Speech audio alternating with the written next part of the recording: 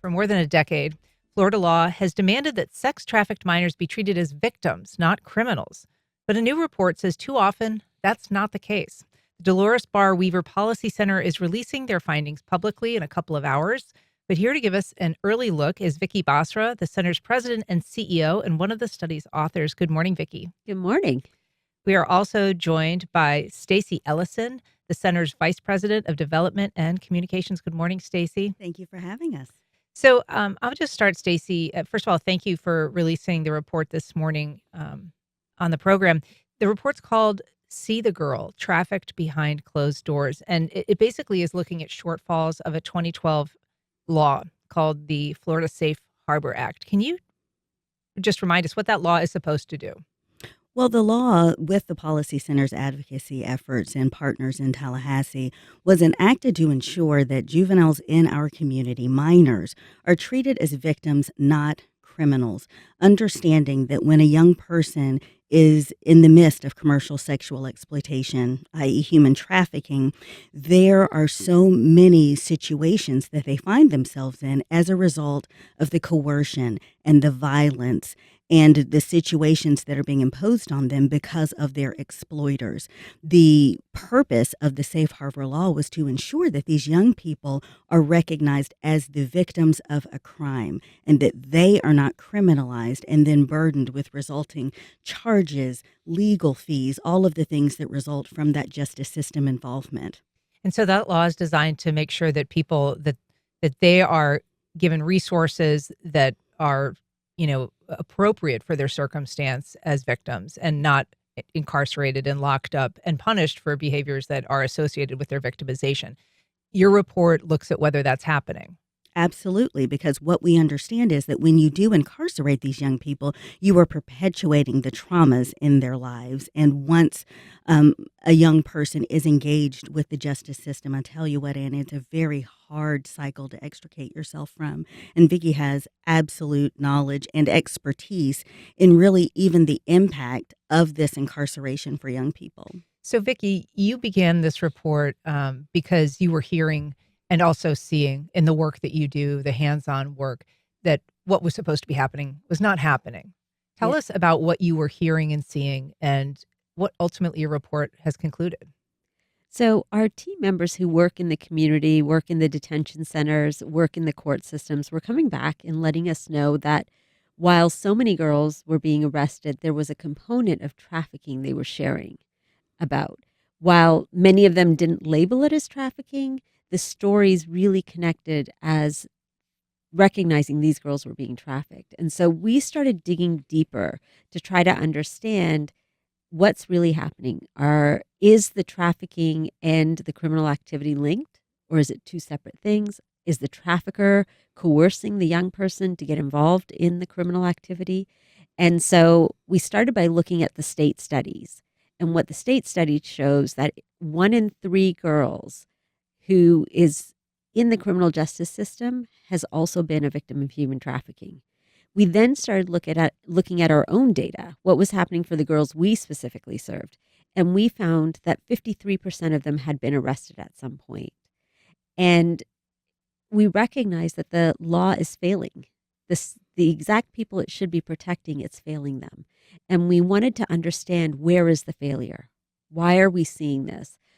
And we found, one, that the assessment tool that we're presently using to understand whether or not girls and young people are being trafficked isn't asking the right questions.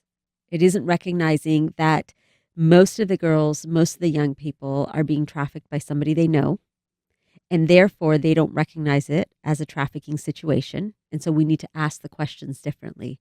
Second, we understand that young people are more likely to share what's happening to them with survivor advocates, so those with lived experiences, than anybody else. And so we want to really talk about, how do we engage survivor advocates in the work so that they can be part of the first response? One of the challenges that you note in the report is that very often identifying victims, it can be more challenging because the victims don't identify themselves as victims. They don't self-identify as victims of sexual trafficking or sexual violence in some cases. Talk about the relationships that they have that are that allow them to sort of have that impression and that self-definition that perhaps somebody that recognizes sex trafficking would see differently? So, what we learned in a prior research study we did was that most of the predators or the traffickers that get engaged with these young people, they are looking for gaps in the individual's life. So, they're looking at whether or not this person has any healthy relationships or strong relationships. They're looking at, does this person have a place to stay? Are they addicted to drugs?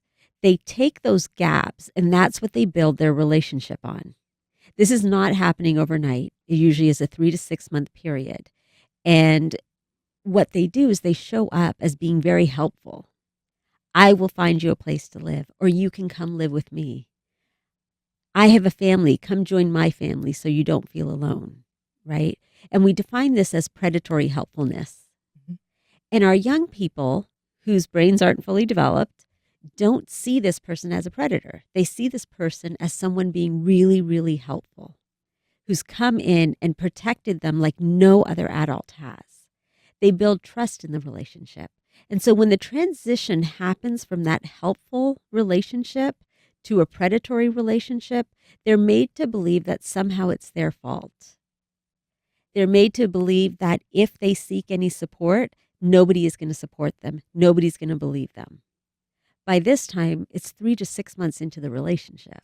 Is it usually sort of like a stair step to get to what we think of as traditional sex trafficking? I mean, are there sort of steps that they have their victims engage in that sort of ease the path? Because it does seem like it would be a difficult turn for anybody to sort of suddenly find themselves openly sex trafficking. Yeah, absolutely. A lot of times it's this trusting relationship, and then, hey, we've run out of money.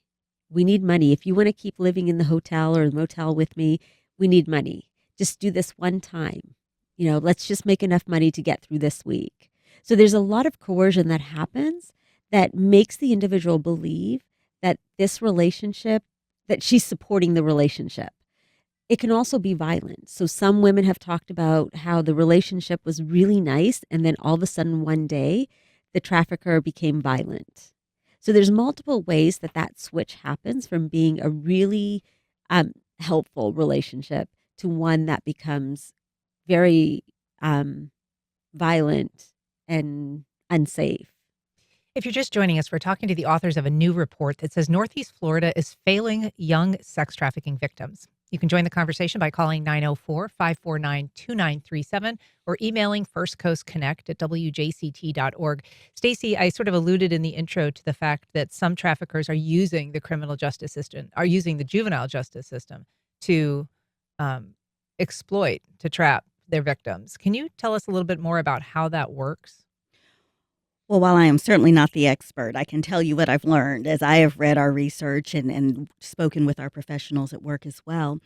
And traffickers, predators, are incredibly crafty and incredibly knowledgeable of how systems work. Therefore, they are able to manipulate them. I've learned so much from Vicky, sitting with her and listening to her. And if, in fact, a young person is incarcerated, is locked up for perhaps misdemeanor charges related to their trafficking, guess who's usually coming to bail them out? It would be their trafficker. Mm. They understand how to work the system so that they then, to Vicky's point, are perpetuating the idea in this young person's head that this is the only person I have. This is the only person who's coming to help me. Those connections become deeper as they become more and more unsafe. And it's something that as a community, we must recognize how these cycles happen so that we are able, as a community, to enact the policies and procedures that break those cycles and those unhealthy connections. In terms of cycles, you were talking about different coercive methods, Vicky. One of the things that the report talks about that is just especially distressing is the idea that very often victims are threatened with the exploitation of their children if they don't consent or if they don't participate in sex trafficking. That more than 20% of the people that you serve say that was a threat that was made to them, that their children would be trafficked if they didn't do it themselves. Absolutely. The trafficker is using multiple factors to coerce, whether it's addiction, whether it's their children, whether it's that I'm going to tell your family, I'm going to tell them what you're doing. Their whole relationship is built on threat and fear. And so when I'm living in a space of threat and fear, a person can make me do whatever they want me to do, especially if they threaten my children. So one of the things that traffickers can use if somebody has begun participating, whether it's to help with the rent or, to pay for a bill, if they've engaged in that once, is to shame them. The fact that they've become this thing, this other person by their behavior. And so shame is a big part of it. And I'm curious what relationship the policy center has to sort of, I guess you'd call it kind of more positive sex worker philosophies. And whether, I mean, you obviously are dealing, and these laws we're talking about are with minors who are unable to consent to sex trafficking. I mean, that's the law says, and that's agreed upon. But is it difficult? Are messages getting mixed when people are trying to also create safe spaces for, what they define as sex workers as opposed to people who are being exploited by sex trafficking?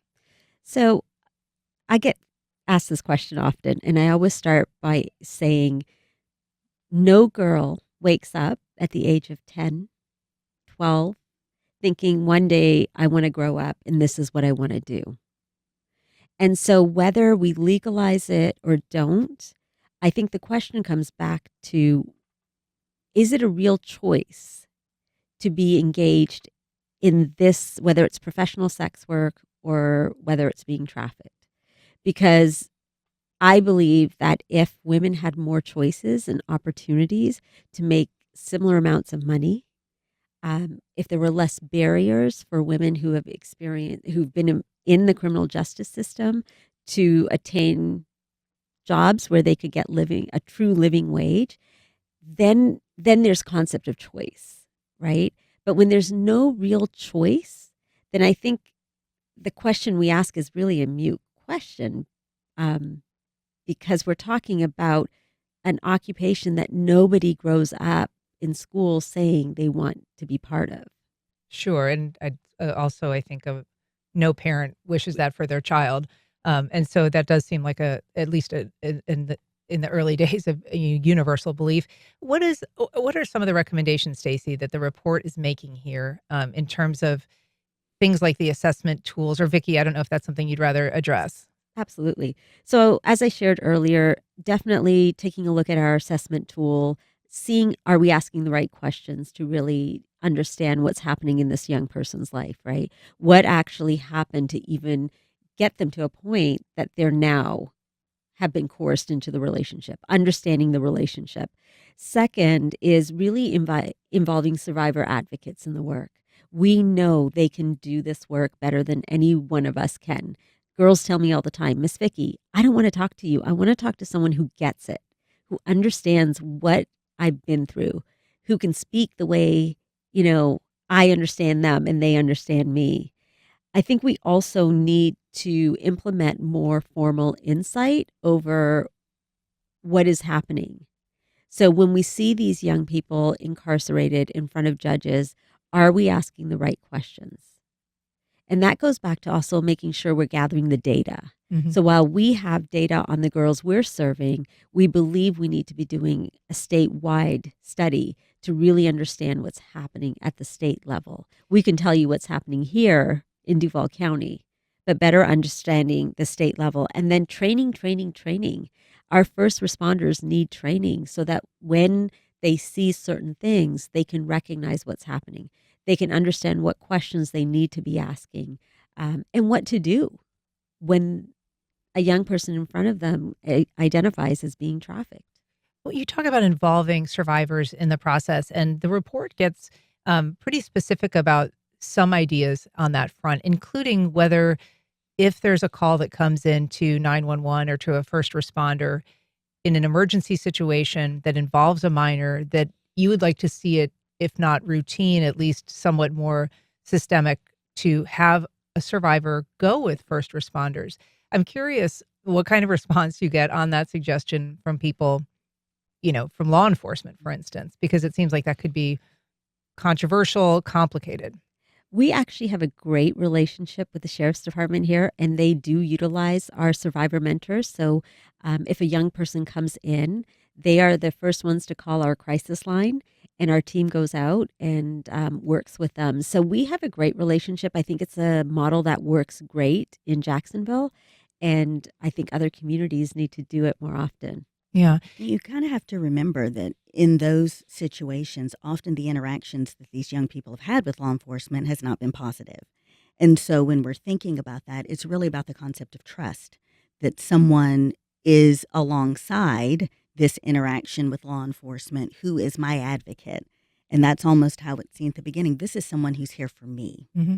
not to punish and not to be punitive, but to be my advocate, even at this first touch. And it can truly change the outcome of a situation from the beginning. But that again, relies on law enforcement seeing this person as a victim. So if you're responding to a scene and a young woman has attacked someone or has shoplifted or has stolen someone's credit cards and used them, you are asking the law enforcement individual, the officer, to view them differently and to kind of allow this person who is a survivor advocate come in and start talking to the person that they are perhaps wanting to interview for criminal Hmm. purposes. And so Hmm. that must be difficult to change the mindset or to persuade law enforcement that that's an appropriate way to approach a crime scene, right?